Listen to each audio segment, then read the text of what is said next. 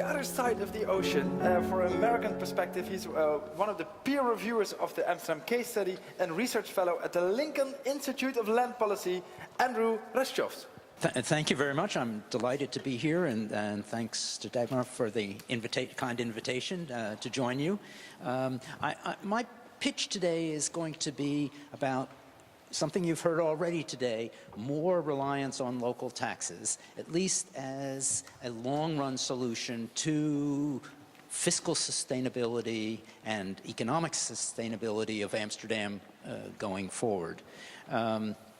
Amsterdam has a planning vision, goals, and I've listed just a few of them there. And the question is, can we use fiscal policy in a more effective way to reach the goals of more housing and denser development and more livable development, things we've been talking about already today.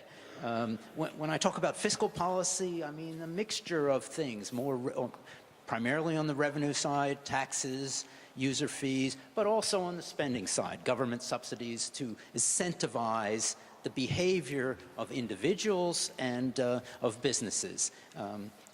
A major point of the OECD, or conclusion of the OECD, recommendation of the OECD report. Starting point, and again it follows from the previous presentation, Amsterdam has really very little fiscal autonomy. And what I mean by fiscal autonomy, the ability to raise its own revenue.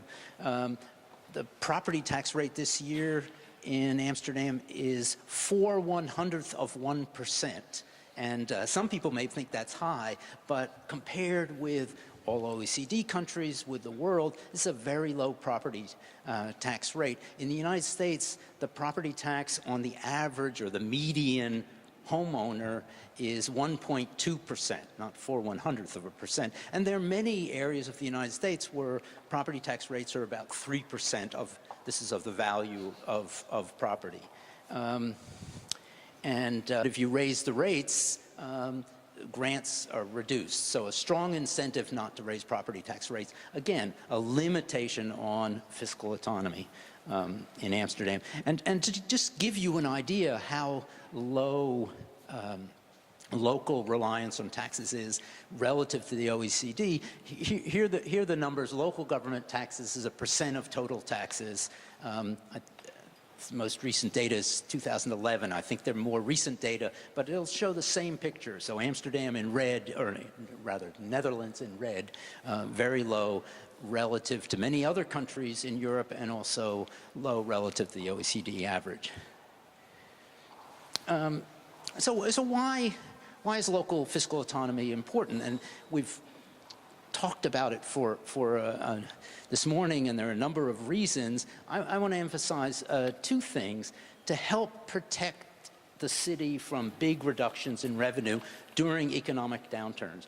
And when I participated in the OECD mission, one of the things that I learned was that after the 2008, 2009, the Great Recession, revenues went way down because grants from the central government went way down. There were big cuts, including cuts in the planning department and elsewhere in city spending, just at a period when the needs of the citizens of the city are the highest. And ultimately, regardless of the formal, what responsibilities the city has, cities are the service providers of last resort. They're the local government that's there, and they have to deal with problems as they arise. Local taxes, particularly property taxes, have the advantage, or land-based taxes, of in general being much more stable source of revenue through recessions. And the second reason, and I'm going to emphasize this, is that local fiscal autonomy means, and more local taxes means that local governments, Amsterdam will have more tools to incentivize and deal with planning objectives that the city has. Just to give you an example from the United States, so this is for 90 what are called fiscally standardized cities. We have overlying governments in the United States. So with some colleagues, I developed the procedure to compare across city governments. So these are large American cities, and you can see the distribution of revenue very different than we just saw in the Netherlands, with property taxes about a quarter of local revenue. Other local taxes exist in some places. State aid about about a third.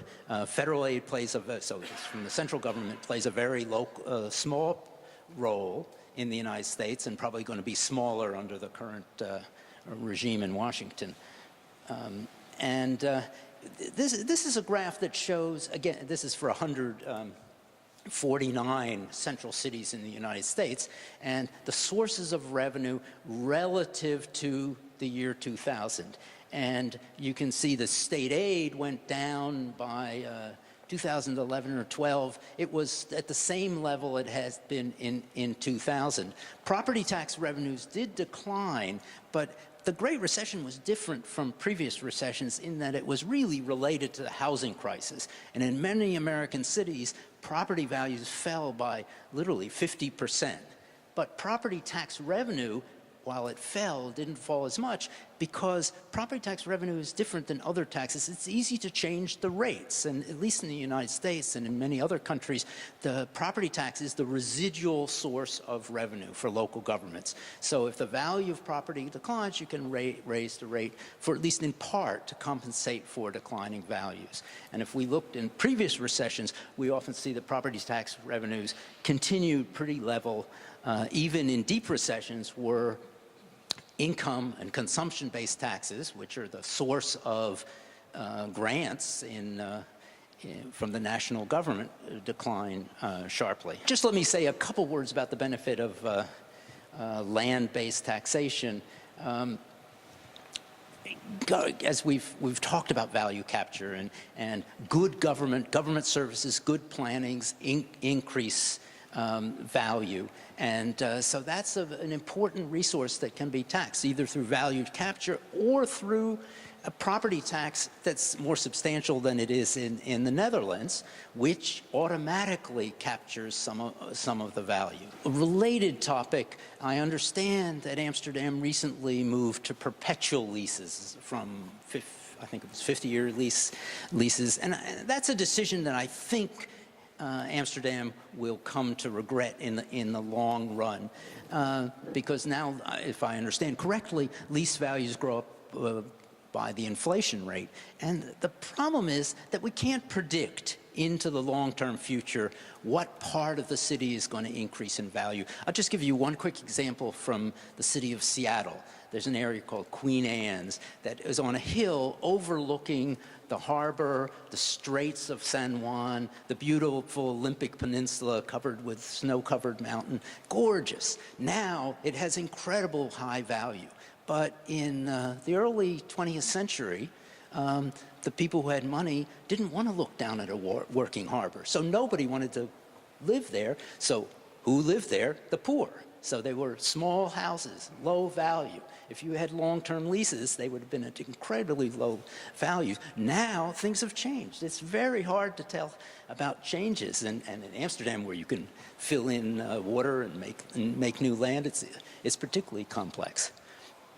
Let me just give a couple examples of fiscal instruments that can increase density. But first, just drawing on a point from the OECD report that you can use fiscal instruments in ways to increase density, but in the United States, there are lots of bad examples, and I'll just pick a couple. There's a mortgage interest deduction, and the purpose for that was purportedly to incentivize home ownership. There's lots of research that shows that doesn't work at all. It's structured in a way that doesn't increase home ownership. What it does is provide subsidies for high-income individuals to build bigger housing, and what that means is the subsidies to move to the suburbs. So low density rather than high density. And we have a new tax bill in the United States that you may have read about. That's going to mean that the mortgage interest deduction will only go to the very, very wealthy. Again, equity and efficiency reason's a bad idea. The federal gasoline tax hasn't been raised in decades. Again, in incentivizing people to commute more using cars. Positive incentive. We've talked already about congestion charges. It's been quite successful in London. New York City is considering, it didn't get there this year, but considering congestion fees for downtown Manhattan. I think that will happen, and one of the things that's going to drive it is how is New York going to fund their subway, their mass transit system, which is really a broken system. And in a literal sense, the signals for running the system come from the 1930s, and they break and they don't have parts to repair them. And so there's going to be lots of fiscal pressure for congestion charges. Parking fees, which you have in Amsterdam, but could be raised substantially. Another policy is to encourage generally elderly people. So it could be a couple or a widow or a widower living in a big house where they raised a family, and fiscal incentives to help them move into smaller places, freeing up, increasing housing supply in the city is maybe a sensible fiscal instrument towards increasing density. Unfortunately, in the United States, we go the other way. We tend to give property things called circuit breakers, property tax incentives that lower the property tax, often just targeted to the elderly. So we encourage the elderly to stay in their big houses longer than they probably want to. Another alternative that you find in the United States are things called enterprise zones, and they're both central government, federal government policies and state government policies, and it's targeting an area often of a city, often a blighted area in an old industrial area, high unemployment rate, with a set of policy incentives. So they're usually tax breaks, sometimes they're wage subsidies to try to get new, more dense development. And these have been studied a lot by economists, and it's hard to study whether they're effective or not because you don't quite know what the counterfactual is. But nevertheless, I think there have been good analysis, and the evidence is mixed. In some places they work well, in some places they don't work well. One of the lessons, I think, that has come out of the research is that details matter. Getting the incentive structure just right. So just putting in a tax break is not necessarily, doesn't make a lot of sense if you're giving a tax break for an income tax while small businesses usually don't make profits for the first few years. That's not likely to be an effective incentive. Talk about housing affordability, increase of Airbnb taxes, encouraging infill development, we've already talked about, relaxing building codes. And in California, there are lots of environmental regulations that raise the cost of housing tremendously, and they're often used as excuses for NIMBY, not in my neighborhood. So they seem to make sense, regulations that seem to make sense, but in fact they raise the cost of housing, making it much harder to provide affordable housing. Seattle just wanted to deal with housing affordability, rising prices. Maybe you read about, they passed a new tax on payrolls, $275 a year, not a big amount. But the big companies, particularly Amazon, complained. The city council passed this tax, but just last week, because there was political pressure, they repealed the tax, so it went nowhere. They're examples, it's hard to do, but they are a set of fiscal incentives that could help with the affordability problem. Let me just conclude by saying a few words about the broad fiscal framework in the Netherlands. I would argue that in the long run, cities, Amsterdam included, have more service responsibilities, more costs, but little revenue. And so they're going to need more revenue, and part of that is also changing the transfer system. And as we know, in the Netherlands, equity and equality is an important design feature of the system.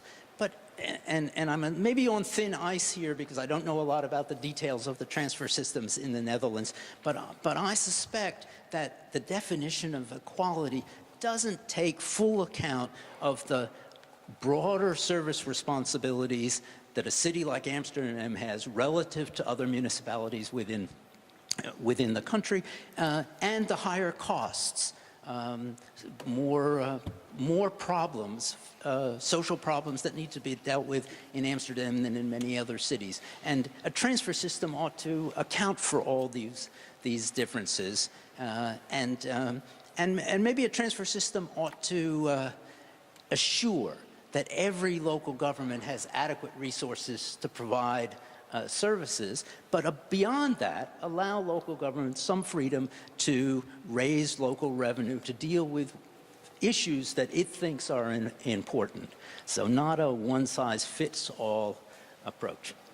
I'll stop there. Thank you. Wonderful. Thank you so much. Thank you so much for this perspective.